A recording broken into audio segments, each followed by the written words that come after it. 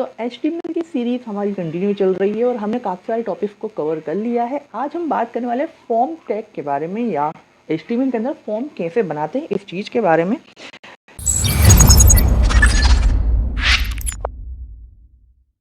ठीक है दोस्तों, HTML के अंदर फॉर्म का बहुत ज़्यादा बड़ा यूज़ होता है। जब हम यूज़र से इंटरेक्ट करने के लिए, यूज़र्स के थ्रू डेटा को लेने के लिए, कोई काम करवाने के लिए, डेटा स्टोर करने के लिए हमें जब ज़रूरत पड़ती है तो हम फॉर्म का यूज़ करते हैं, ताकि यूज़र अपना डेटा हमारे साइट, हमारे ब्लॉग या चैटिंग ऐप के थ्रू शेयर कर सके।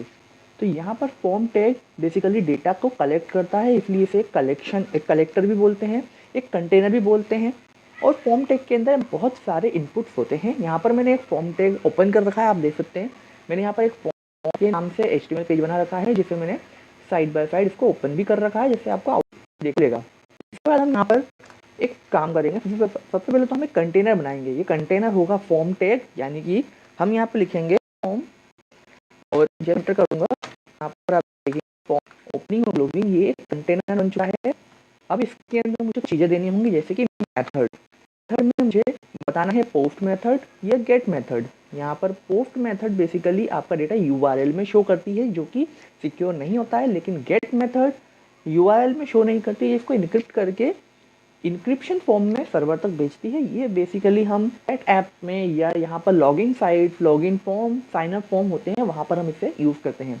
गेट मेथड बेसिकली हम तब यूज़ करते हैं हमें यूज़र से हमें कमेंट लेना है, तो हम यहाँ पर कमेंट के लिए जो हम ब्लॉग पेज बना के उसमें कमेंट ऑप्शन देते हैं, वहाँ पर हम इसका ज़्यादातर यूज़ कर सकते हैं।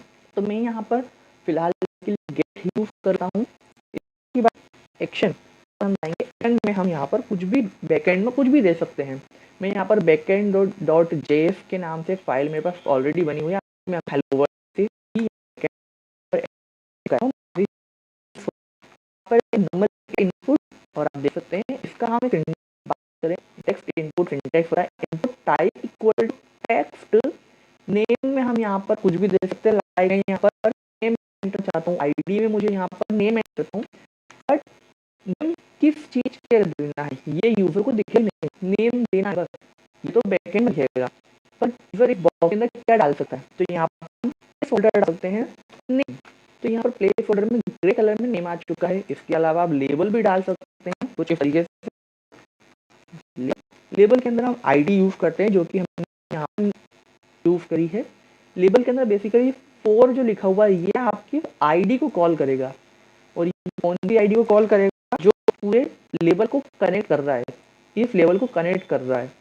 तो इस लेवल के अंदर एक ही इनपुट है, और इस इनपुट की आईडी है नेम। थोड़ा सा कंफ्यूजिंग हो सकता है, आईडी है नेम, तो लेबल जाएगा नेम के पास। अब मैं इसको फिट कर देता हूँ कुछ इस तरीके से, यहाँ पर कर रहे हैं, इसको चेंज कर देते हैं, इस तरीके से हम इसको ठीक कर देते हैं। यहाँ पर क्लिक करूंगा तो देखिए ये ऑटोमेटिक एक्टिव हो जाएगा। मैं यहाँ पर दोबारा से करता हूँ इसको और रिफ्रेश करते हैं। मैं जैसे नेम पर क्लिक कर रहा हूँ, ये वाला बॉक्स ऑटोमेटिकली एक्टिव हो रहा है, या ऑटोमेटिकली ये एक्टिव हो रहा, वर्क कर रहा है यहाँ पर, और ये अपने आप सिलेक्ट हो जा रहा है। तो ये सिलेक्ट तभी होगा जब नेम लेबल में और आईडी में सेम होगा। मैं यहाँ पर नेम की जगह पर ईमेल, यूजर नेम कुछ भी लिख सकता हूँ। तो आईडी का नाम और फॉर लिखा हुआ इसका नाम सेम होना चाहिए, ये कंपल्सरी है। अब मैं बात करूँ तो यहाँ पर हम कुछ इस तरीके से भी कर सकते हैं। मैंने यहाँ पर 2 लेबल ले लिए हैं। अब देखिए मैं यहाँ पर क्लिक कर रहा हूँ तो ये सिलेक्ट हो रहा है, यहाँ पर क्लिक कर रहा हूँ तो ये सिलेक्ट हो रहा है, क्योंकि यहाँ पर हमारे पास आईडी सबसे पहले, और आईडी हमारी HTML फॉर्म के अंदर यूनिक होनी चाहिए, ये वर्क अच्छे से कर पाए। क्योंकि यहाँ पर आईडी सेम है तो फर्स्ट प्रेफरेंस ऊपर वाले को मिल रहा है। यहाँ पर हम आईडी चेंज करके कर देते हैं। मैं इसको यहाँ पे कॉपी और पेस्ट कर लेता हूँ आईडी में, पासवर्ड यहाँ पे पासवर्ड कर देता हूँ, और टाइप इक्वल टू टेक्स्ट की जगह पर हम लिखेंगे पासवर्ड। तो आप देखिए यहाँ पर नेम और पासवर्ड पे क्लिक करते ये एक्टिव हो गया, नेम पे क्लिक करते ये एक्टिव हो गया। अब हम बात करें, मैं बता दिया, इनपुट बता दिया, लेकिन हमारे पास टोटल इनपुट कितने टाइप के होते हैं, तो हमारे पास इनपुट होते हैं मल्टीपल टाइप के। आप यहाँ पर देख सकते हैं, मैं सारे इनपुट आपको बता नहीं सकता हूँ, लेकिन जो भी इम्पोर्टेंट है हमारे पास मैं आपको वो बता सकता हूँ। जैसे कि टाइप इक्वल टू टेक्स्ट की हमने बात कर ली, इसके बाद हमने टाइप इक्वल टू पासवर्ड की बात कर ली, इसके बाद हम बात करें type equal to B N, ये सिंपली बटन ऐड करता है, वैल्यू में हम भी ले सकते हैं लाइक, और यहाँ पर एक लॉगिन करके बटन यहाँ पर आ चुका है, इसको रिफ्रेश करके देख लेते हैं, ये देख लीजिए बटन आ चुका है। यहाँ पर मैं एक बी आर लगा, हमें पता होगा बी आर ब्रेक देगा, यहाँ पर भी एक बी आर लगा देते हैं, काफी आएगा हमें यहाँ पर ये देखने में थोड़ा अच्छा लग रहा है। अब हम इसको CSS जब आगे पढ़ेंगे तो CSS अप्लाई करके और खूबसूरत बना सकते हैं। आप अपनी क्रिएटिविटी दिखा सकते हो, बूटस्ट्रैप यूज़ कर सकते हो, कोई भी फ्रेमवर्क उठाकर CSS का या डिज़ाइनिंग का उठाकर तो यहाँ पर लगा सकते हो, काफ़ी खूबसूरत आपको बना दोगे। आगे चल के हम वो सब भी सीखेंगे। तो सिंपली हमने यहाँ पर बटन ऐड कर दिया। अब मैं बात टाइप में और क्या दे सकते हैं। अब बॉक्स की खासियत, चेकबॉक्स यहाँ इस तरीके से काम करेगा, लेकिन चेकबॉक्स के अंदर आप जो आईडी देंगे या आप नेम देंगे वो आप कुछ भी दे सकते हो, आपके ऊपर है। लेकिन चेकबॉक्स मल्टीपल चॉइस के लिए हम यूज़ करते हैं। इसका यूज़ हम तभी करते हैं जब हमें मल्टीपल चॉइस देनी हो किसी यूज़र को। जैसे कि मैं चाहता हूँ कोई यूज़र स्पोर्ट्स में एक्टिव है, लाइक नहीं, हम यहाँ पर चाहते हैं टर्म एंड कंडीशन हो गया चेक, टर्म एंड कंडीशन पढ़ ली सामने वाले ने। मैं चाहता हूँ प्राइवेसी और यहाँ पर प्राइवेसी, ये किसी को प्राइवेसी चाहिए होगी, प्राइवेसी टर्म एंड कंडीशन दोनों पे चेक किया, लॉगिन कर लो, काम खत्म। ऐसा होता है हमारे साथ। यहाँ पर एक भी रोल लगा दें, थोड़ा सा नीचे जाएगा तो देखने में अच्छा लगेगा, ठीक है। अब हम कई सारी साइट पे जाते हैं, यहाँ पर टर्म एंड कंडीशन पे क्लिक करो, फिर प्राइवेसी पे क्लिक करो, देन हमारा लॉगिन सक्सेसफुल होता है। अगर हम इन पर नहीं करेंगे तो लॉगिन सक्सेसफुल नहीं होगा। अब हम बात करें, हमारा हो चुका है, बटन हो चुका है, पासवर्ड हो चुका है, लेकिन क्या यही खत्म? नहीं, यहाँ पे खत्म नहीं होता, अभी और भी आता है। यहाँ पर और क्या होता है, रेडियो बटन, रेडियो। अब रेडियो हम कहाँ यूज़ करते हैं, यहाँ पर नेम को हम अभी अवॉइड करते हैं, आईडी पर जाते हैं, जेंडर लेते हैं। अब यहाँ पर हम एक और काम करेंगे, यहाँ पर हम इस तरीके से जेंडर और यहाँ पर लिखेंगे। सबसे पहले तो हम सिर्फ फीमेल एक ही ऑप्शन सेलेक्ट कर सकते हैं। एक मिनट, यहाँ पर कुछ प्रॉब्लम हो गई शायद। रेडियो बटन में हमने जहाँ पर जेंडर दे दिया है मेल, आईडी, ओके जेंडर, और आई थिंक अब एक काम कर जाना चाहिए। ये देखिए यहाँ पर हमने आईडी और नेम दोनों पे फोकस करना। आईडी भी हमें चाहिए, नेम भी चाहिए। आप आईडी चेंज कर सकते हो, आपके ऊपर है।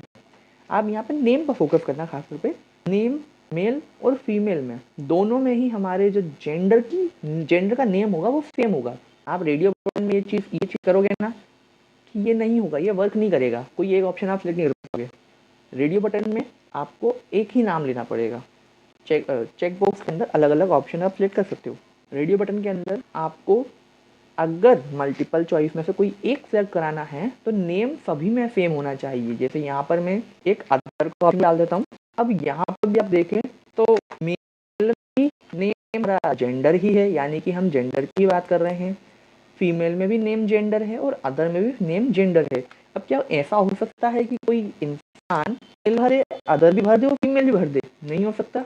देखिए कोई भी ये ऑप्शन में से तीनों सिलेक्ट नहीं कर सकता है। तीनों ऑप्शन को कोई भी यूज़र सिलेक्ट नहीं कर सकता है।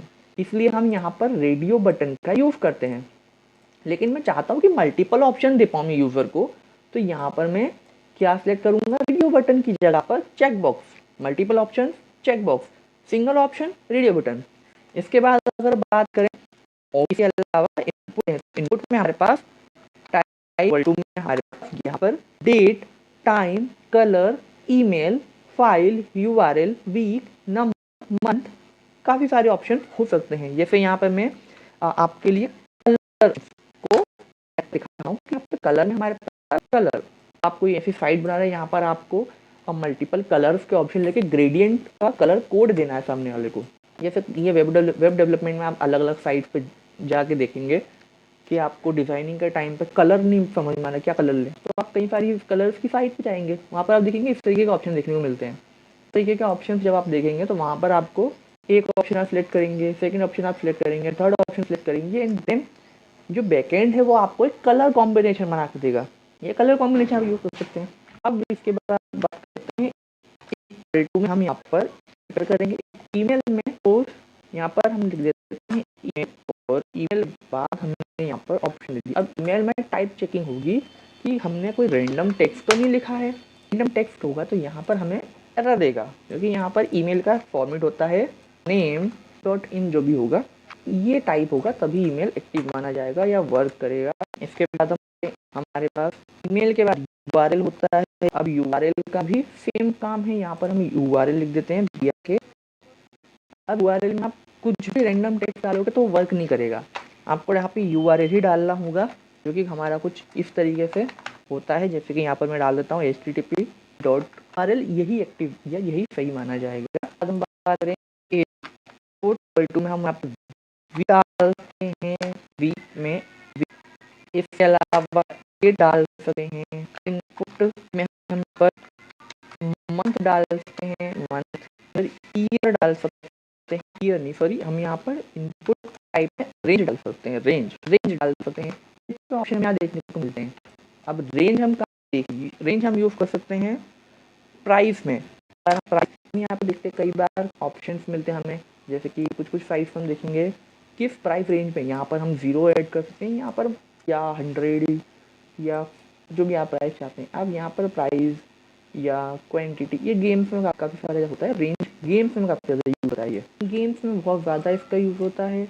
इसके अलावा डेट हमने यूआरएल देखा, यहाँ पर वीक में आप इस तरीके से कैलेंडर ओपन हो जाएगा, आप वीक सिलेक्ट कर सकते हैं। यहाँ पर मल्टीपल ऑप्शंस आप सिलेक्ट कर पाएंगे, जैसे कि मैं यहाँ पर इसको सेट करता हूँ तो आप देखिए एक डेट यहाँ पर ऑटोमेटिकली सेट हो चुकी है।